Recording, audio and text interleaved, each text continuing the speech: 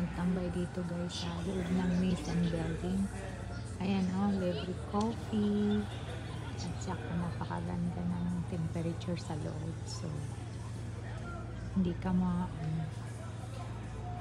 hindi ka ma-bored kasi mayroon kang ganang cellphone. At ito guys, meron pa silang mga binirintang Nissan din na sombrero, sunglasses, libre pang coffee. Ayan, kaya lang guys, nakapag-coffee na ako sa Starbucks, so hindi na ako makaka-coffee dito, baka ma-over tayo sa ating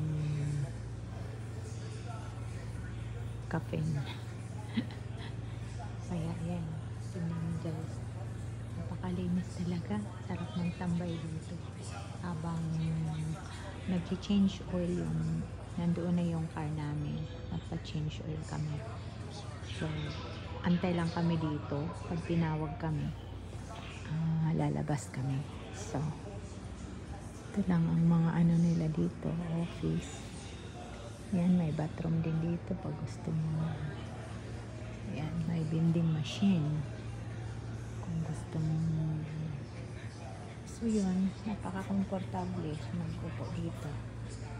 So yan lang guys ang update.